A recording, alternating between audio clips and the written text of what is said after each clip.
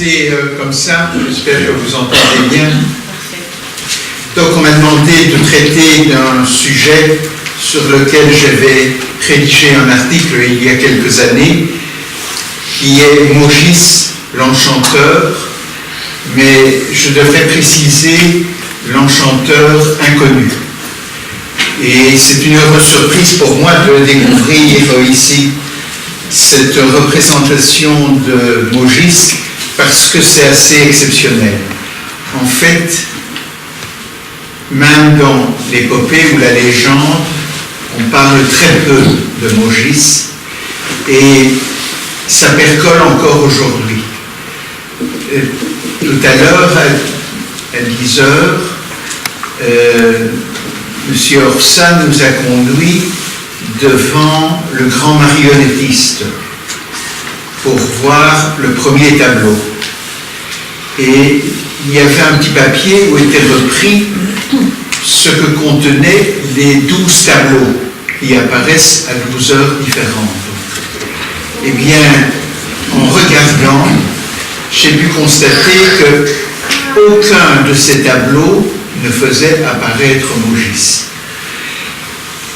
Mogis, c'est l'inconnu. Je veux bien faire un radio-trottoir sur le piétonnier de Charleville, et si sur 10 personnes à qui je demanderais est-ce que le nom Mogis vous dit quelque chose, s'il y en a une sur 10 qui me dit oui, c'est l'enchanteur de l'épopée des 4 fils aimants, ce serait bien exceptionnel. Donc ça, il faut savoir. Je vais donc aborder cet enchanteur inconnu en commençant par ça, en expliquant comment il se fait, pourquoi il est inconnu. Deuxièmement, je voudrais avec vous examiner dans l'épopée, dans la légende, qui est exactement Mogis. Troisièmement, nous aborderons quelque chose d'un peu plus compliqué. Ce sont les interprétations de Mogis. À quoi est-ce qu'il pourrait correspondre? Quatrièmement, ça va recouper un peu l'intervention précédente donc de M. Orsa. Nous verrons les lieux en rapport avec Mogis. Et enfin, nous nous permettrons de faire ce que j'ai appelé fantasmer à propos de Mogis. Premier point donc, Mogis le peu connu. Merlin, l'enchanteur de la geste arthuréenne. Donc le Merlin du roi Arthur est bien mieux connu que Mogis, l'enchanteur de la légende des 4 fils aimants. De nos jours, Merlin est popularisé, non seulement par les illustrés ou les dessins animés, mais également par le cinéma, qu'on se rappelle simplement, voilà 2 ou 3 dizaines d'années, le film de John Boorman, Excalibur,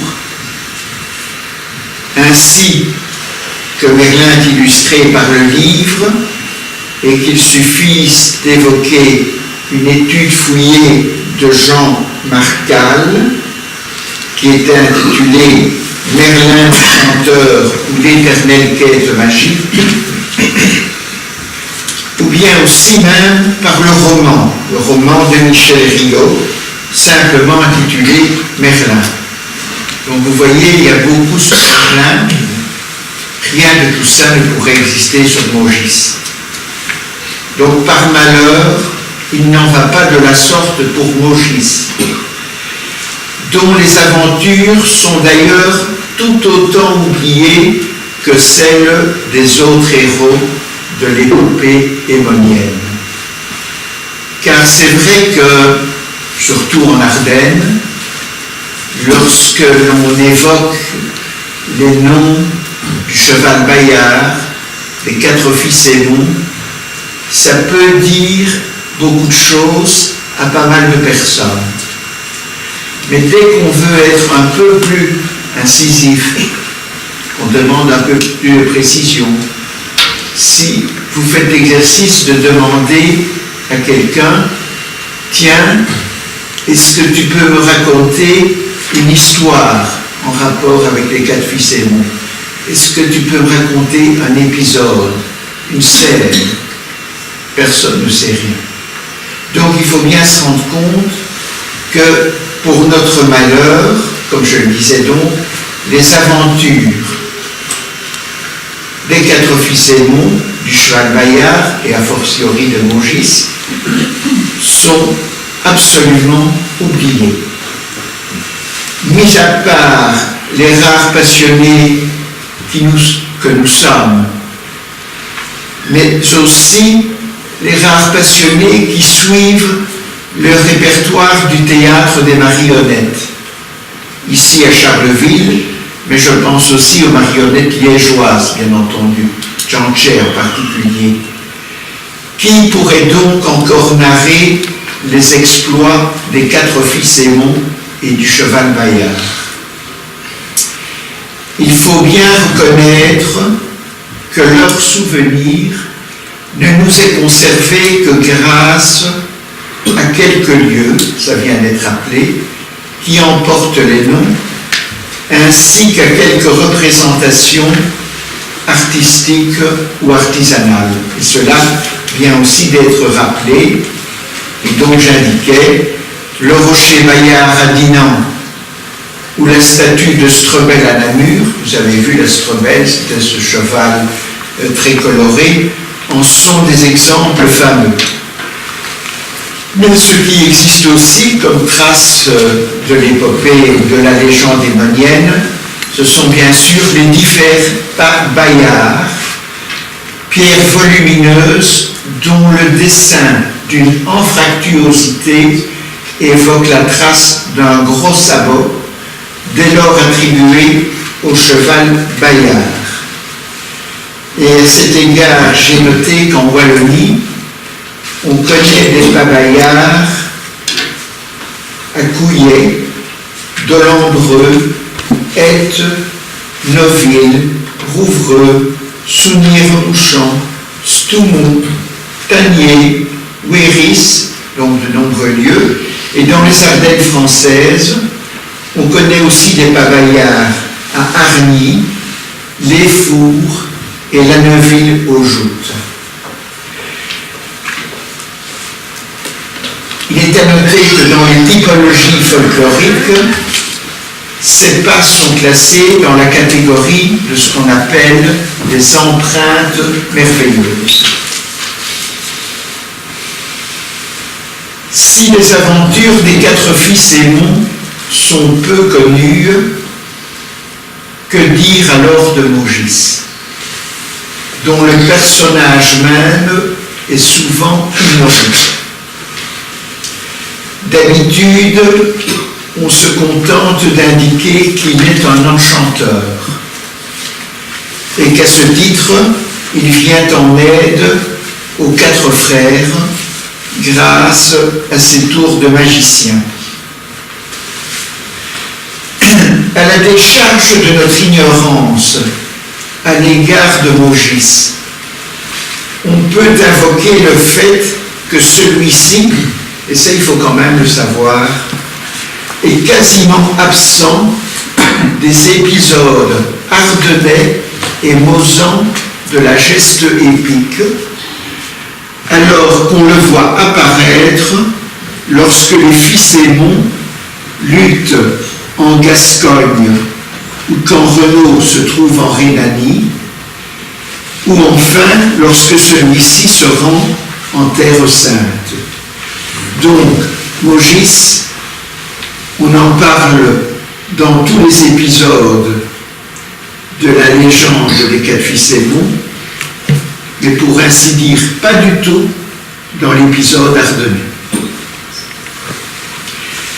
Semblablement, il y a fort peu de traces de Maugis dans la toponymie ou dans la géographie des Ardennes et du pays mosan. Comme on le verra plus loin, seuls 4 lieux, donc pour toute la Wallonie et les Ardennes, portent le nom de Maugis. Et encore, il n'est pas toujours sûr qu'il s'agisse de l'enchanteur hémonien. Ainsi, ni dans la littérature médiévale, ni dans le folklore, il n'y a grande trace de Maugis dans nos régions.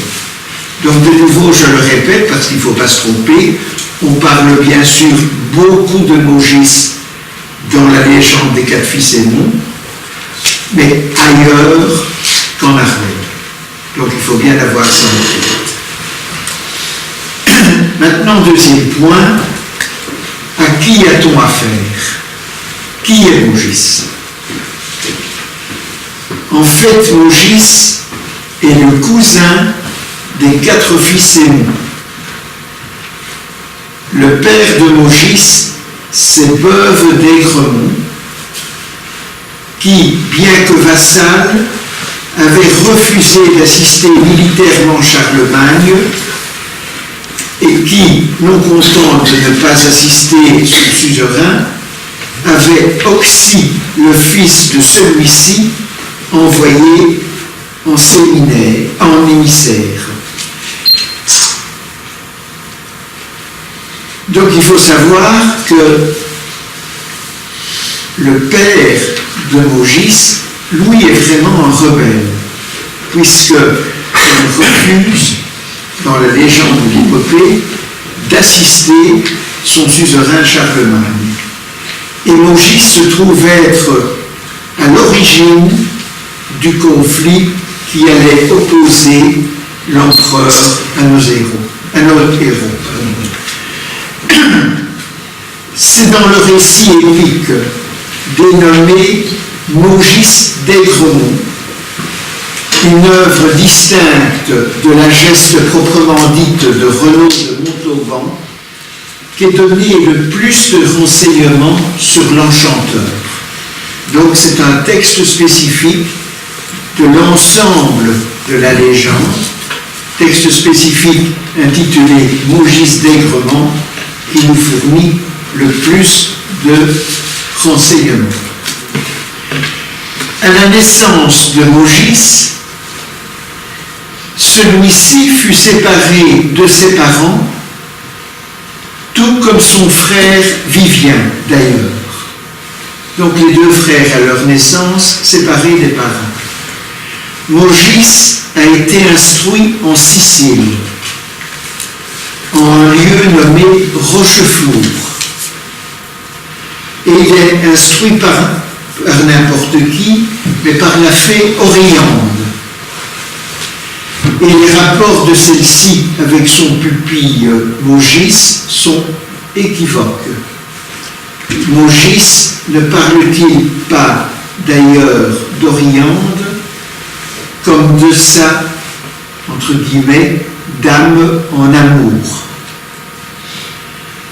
Par la suite, on retrouve Maugis dans le sud de l'Espagne, à Tolède, où la magie lui est enseignée.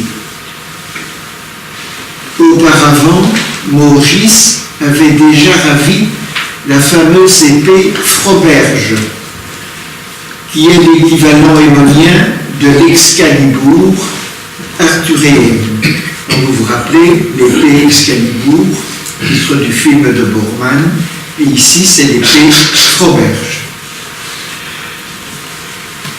Et cette épée avait été ravie par Maugis à Anténor, qui était le roi d'un pays qu'on appelle l'Esclavonie, et Anténor qui était d'ailleurs le frère du roi de Palerme. Dans tous ces exploits, Maugis avait encore pu conquérir le cheval Bayard, le cheval fée, dans une île appelée Boucan. une île dont il est dit qu'elle brûlait sans cesse, ce qui laisse présager que c'était une île volcanique.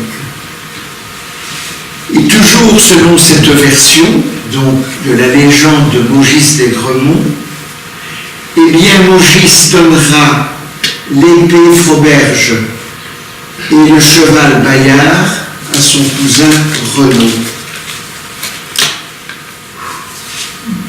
Je sais, et c'est évoqué précédemment, que dans des récits antérieurs, des autres histoires, ce n'est pas Maugis, mais c'est Oriande, la fée Oriande, marraine de Renaud, qui lui fera cadeau du fameux coursier Bayard.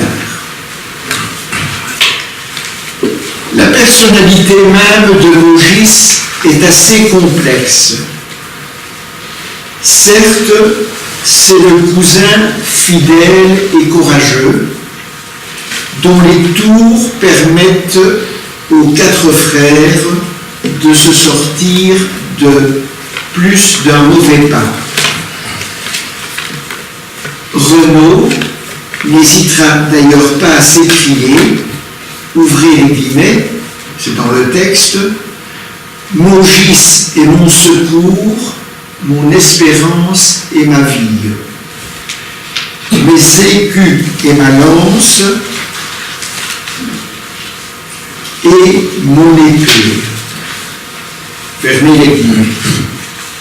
Donc c'est le cousin magicien qui aide beaucoup les 4 frères, mais s'il n'en demeure pas moins, c'est pour ça que je vous ai dit que c'est une personnalité complexe, que l'enchanteur est aussi présenté comme un brigand, qui n'hésite pas à tuer parfois et à voler souvent. Dans la geste épique, il est qualifié à plus d'une reprise de larron. Dans le pays wallon, pays de Liège plus précisément, on utilise d'ailleurs dans le patois le mot magis, qui doit son acception de vaurien, espiègle, effronté, et qui doit cette acception à la malice de Maugis. Donc, il n'est pas étonnant qu'aux yeux de l'Église, Maugis est un personnage fort suspect, brigand et magicien, mais aussi un médecin usant d'herbes et d'onguents. Maugis est donc un grand pécheur, tueur, voleur, larron, médecin qui use des herbes. Dès lors, il n'est pas étonnant qu'à la fin de sa vie, Maugis aura un grand souci du salut de son âme. Il se retirera d'ailleurs du monde et se réfugiera dans un ermitage où il mourra 7 ans plus tard. Auparavant, il aura effectué un pèlerinage en Terre Sainte, au cours duquel il retrouvera d'ailleurs son cousin Renaud. Donc, il faut bien se faire de Maugis cette idée complexe de magicien, de brigand, de médecin, de quelqu'un qui a beaucoup péché et qui, à la fin de sa vie, se repent, pèlerinage en Terre Sainte, fuite dans un héritage, il se réconcilie donc avec Dieu et l'Église. Maintenant, un sujet un peu plus compliqué, quelques interprétations de Maugis. D'aucuns, et dont le moindre ne fut pas quelqu'un qui a beaucoup étudié la légende, l'épopée des 4 fils Aymon, c'est le philologue Ferdinand Castet. Donc d'aucuns ont tenté de proposer une identification historique des 4 fils Aymon en les rapprochant d'événements et de faits liés aux dynasties mérovingiennes. À ce titre, le personnage légendaire de Maugis, donc le personnage qu'on vient de voir, le larron fée, comme il est appelé dans les textes, aurait été inspiré d'un personnage historique qui a un nom assez compliqué, Gontram Bose, qu'on appelle aussi Gontram le Mauvais, qui participa au complot contre le roi mérovingien de l'époque et contre les héritiers de ce roi. Donc, c'est une interprétation historique. Maugis serait hérité de l'idée de ce personnage Gontram. Le fameux Grégoire de Tours, le chroniqueur bien connu du Haut Moyen-Âge, décrivait ce Gontram comme, ouvrez les guillemets, téméraire dans ses entreprises, avide du bien d'autrui, promettant toujours et ne tenant jamais ses promesses. Fermez les guillemets. Curieuse personnalité. Toutefois, cette personnalité de ce baron Félon était ambiguë. Grégoire de Tours le reconnaît lui-même, il en parle comme, en latin, alias bonus. Autrement dit, un homme de bien. De son côté, dans l'étude qu'il fait de ce Gontram Bose, ou Gontram le Mauvais, Ferdinand Castet constate que ce Gontram vouait une amitié fidèle à Gondovald, le prétendant au trône, et donc c'était la même fidélité entre Gontram et Gondovald que celle qui existe entre Maugis et Renaud. Et donc Ferdinand Castet, ce fameux philologue, note que la ferveur populaire demeurait fidèle à l'ambitieux sans scrupule lui pardonner ses crimes et ses vices. Fermez le guillemet. Gontram le Mauvais n'était donc pas sans attrait et pouvait jouir de la faveur du peuple. Donc on s'était mis à faire cette identification historique de Maugis avec ce Gontram. Néanmoins, l'identification historique, comme on vient de le voir, des héros de la geste de Renaud de Montauban, donc des 4 fils Aymon, avec des personnages réels ayant évolué dans le haut Moyen-Âge, est aujourd'hui sévèrement critiqué. Plusieurs savants considèrent maintenant cette démarche comme vaine et fantaisiste.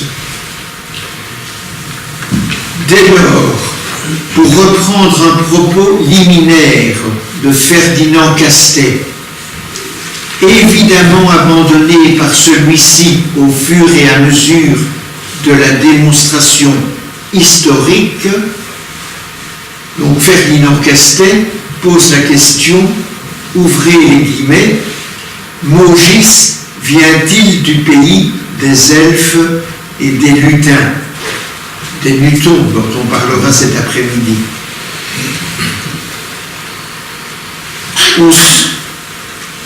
On serait bien près de l'admettre, répondait Ferdinand Castet, s'il n'offrait les traits caractéristiques de ces personnages avisés ou savants que le Moyen-Âge, dans son étonnement naïf pour des talents qu'il jugeait surhumains, transformait en sorciers. Bref, Maugis, personnage équivoque, puisque larron, mais aussi alius bonus, c'est-à-dire homme de bien.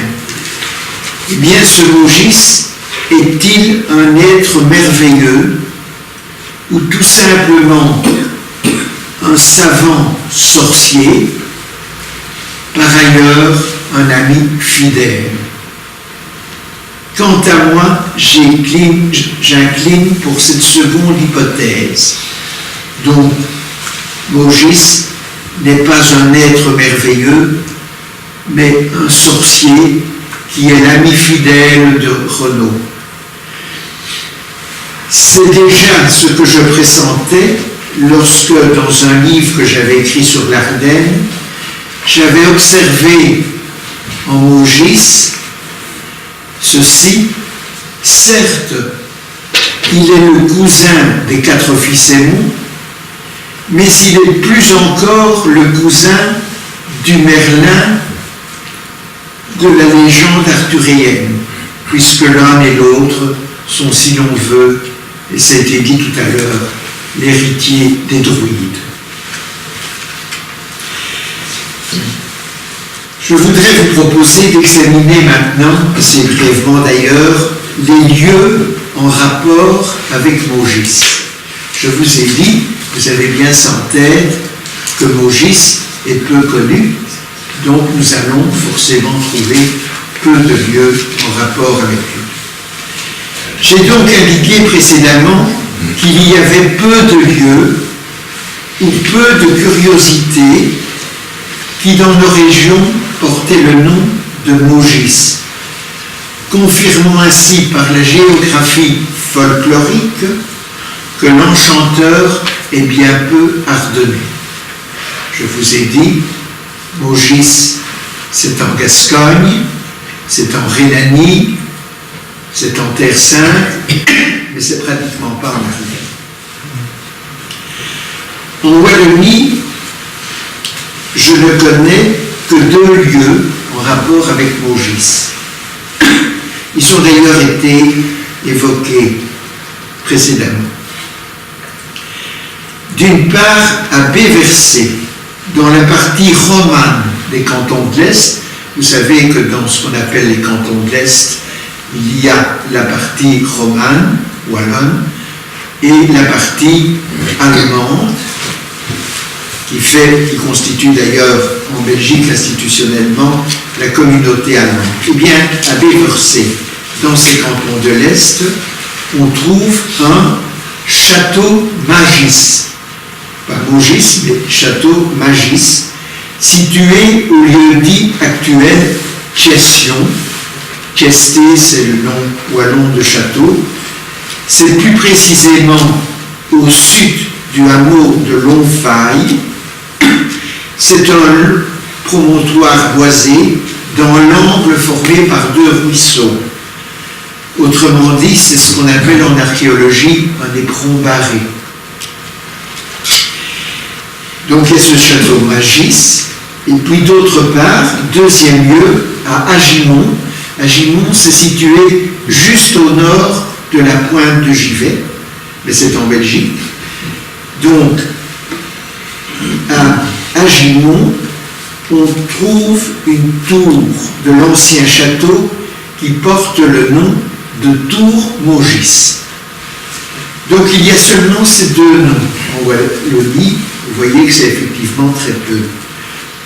Et dans les Ardennes françaises, il y a aussi seulement 2 sites qui évoquent l'enchanteur.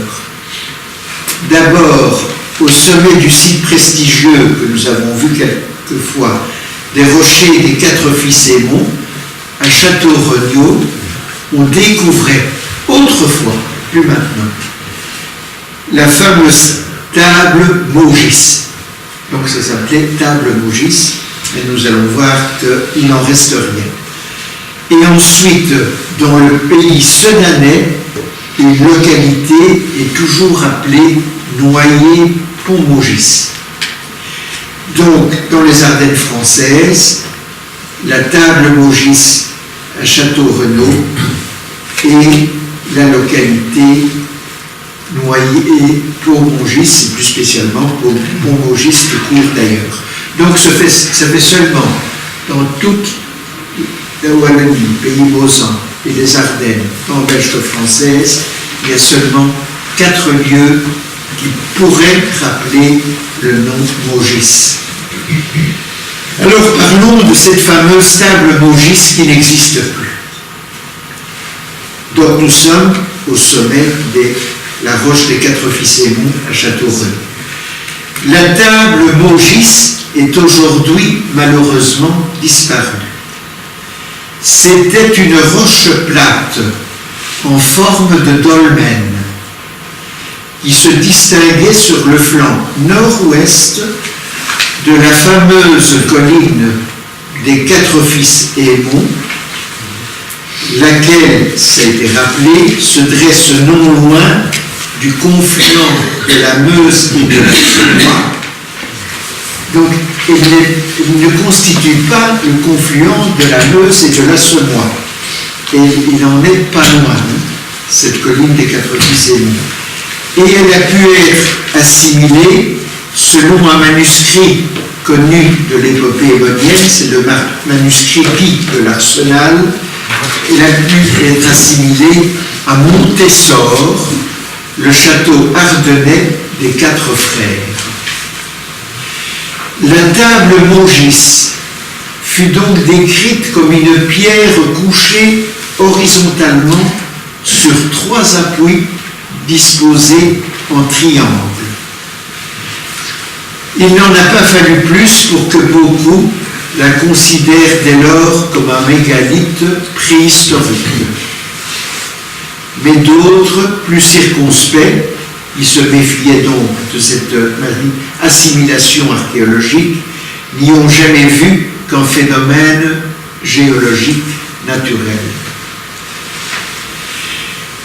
Et il semblerait que cette table, Maugis, soit disparue vers le milieu déjà du XIXe siècle, quand des ouvriers cupides l'auraient renversée, animés du sot espoir d'y découvrir un trésor. Selon la tradition, Maugis utilisait la pierre pour y pratiquer des tours de magie. Quoi qu'il en soit, monument archéologique, curiosité géologique, mon ami Duvivier de Fortan, l'auteur de ce livre que l'on a montré précédemment, émettait à nouveau l'hypothèse qu'un tel rocher n'avait pu que fasciner nos ancêtres et les inciter à s'y livrer à des pratiques cultuelles, de culte donc, nouvelle démonstration, mais sous l'angle symbolique, que Maugis pourrait bien être l'héritier des druides. Continuons. Deuxième lieu dans les Ardennes françaises, enfin aux abords de Sedan, baignée par la Meuse, la petite agglomération industrielle de Pont-Maugis s'étend au nord-est de Noyer. À la fin du XIXe siècle, un récit légendaire circulait encore dans la région et tâchait d'expliquer l'appellation. Alors, quelle était cette histoire? Voici. Harcelées et en fuite, les troupes des 4 Fils-Aymon butèrent en ce lieu sur un torrent infranchissable. Comme toujours, venu à la rescousse des 4 frères, Maugis aurait placé par magie une énorme dalle sur le cours d'eau. On put alors franchir l'obstacle et depuis, l'endroit se nomme Pont Maugis. Donc voilà l'histoire. Maugis a placé une grande dalle sur le torrent infranchissable et les 4 frères ont pu passer. Des anciens prétendaient, récemment encore, voilà quand même quelques bonnes dizaines d'années, avoir pu observer une pierre gigantesque qui était jetée sur le côté du ruisseau et qui portait en son sein l'empreinte du pied d'un cheval qui était Bayard. À propos de cette explication plutôt merveilleuse du toponyme, donc du nom de lieu, Maurice Piron, folkloriste wallon bien connu, a émis 3 hypothèses, donc à propos de ce noyer Pont Maugis, donc de ce Pont Maugis, de cette dalle. Il dit, c'est soit le nom Maugis d'un constructeur ou d'un voisin du pont sur le cours d'eau qui aurait fait un rapprochement entre son nom, qui est de sa Maugis, avec celui de l'enchanteur. Donc un rapprochement entre un personnage qui s'appelle Maugis, Monsieur Maugis, et la légende. Deuxième hypothèse, soit il s'agirait d'un des innombrables cas d'application de ce phénomène folklorique fort courant où on tend à attribuer la construction d'ouvrages d'art ainsi que d'importants travaux de voirie à des personnages, qu'ils soient historiques ou légendaires, mais qui sont fabuleux. Ainsi, plusieurs voies romaines, vous le savez, sont par exemple appelées chaussée Brunehaut. Vous savez que c'est quelque chose qui continue. Ainsi, en Belgique, la route qui traverse le Condro s'appelle la route Charlemagne, et que le viaduc qui a Dinan, près du rocher Bayard, surplombe la Meuse, s'appelle aussi viaduc Charlemagne. Donc, il y aurait eu un pont sur le ruisseau dans le lieu en question, et ce pont aurait reçu le nom du personnage légendaire Maugis. Soit enfin, il y aurait eu une assimilation et une interprétation dans la légende entre un pont Maugis et dans le voisinage immédiat une pierre à empreinte merveilleuse, un pas Bayard. Donc voilà les hypothèses qui ont été émises par rapport à cette dalle fantastique placée par Maugis sur le ruisseau près de la localité qui s'appelle maintenant Noyer-Pont-Maugis. Donc 4 lieux seulement en rapport avec Maugis. On va terminer en fantasmant à propos de Maugis.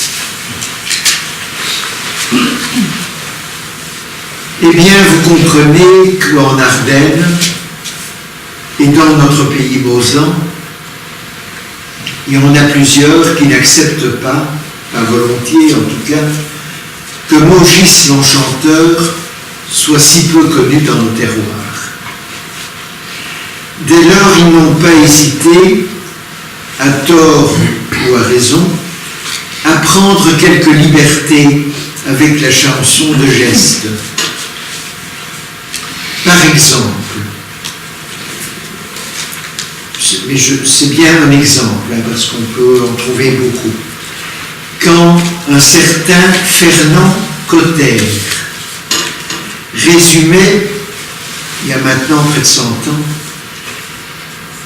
l'histoire des 4 fils Aymon pour une revue qui s'appelait Les Cahiers Ardennais, eh bien ce monsieur Cotter ne craignait pas de préciser que Maugis paraissait dans la clairière des Épious, on en a parlé précédemment aussi, dans cette clairière près des Épious, près d'Ergomont.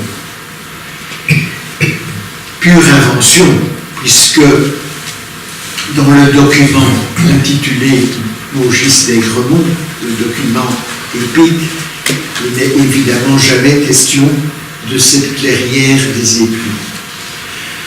De son côté, c'est pour donner un deuxième exemple, mais cette fois-ci qui a trait à la Wallonie, Georges Laporte, compilateur bien connu du folklore régional, rappelait, il y a aussi pas loin de 100 ans, en 1930, dans une autre revue qui s'appelle La Vie wallonne, et il dit ceci, Georges Laporte, que les 4 frères partirent tous avec leur cousin Maugis et entrèrent dans la forêt des Ardennes, dans la vallée aux Fées, où ils vinrent à la rivière de la Meuse et firent bâtir un beau château au pied duquel passait la dite rivière. Quand le château fut fini, ils l'appelèrent Montfort.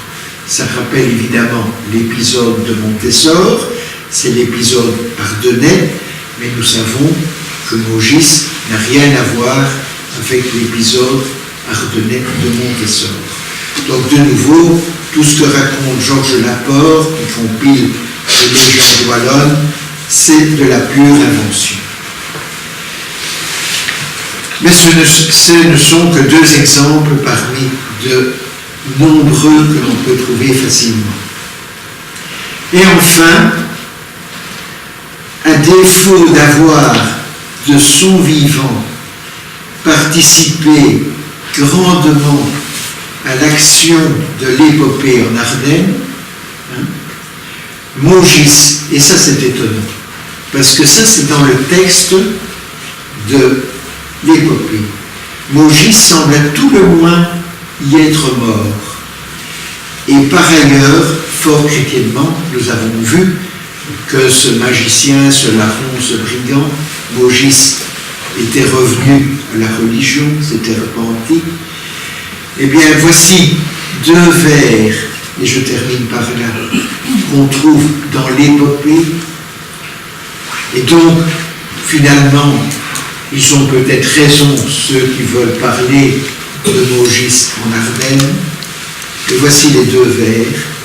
Le premier, et Dieu en reçut l'âme en paradis le grand, donc, et Dieu reçut l'âme de Maugis dans le grand paradis. Et le deuxième vers, en la forêt d'Ardennes mourut certainement. Donc, et Maugis, en la forêt d'Ardennes, mourut certainement.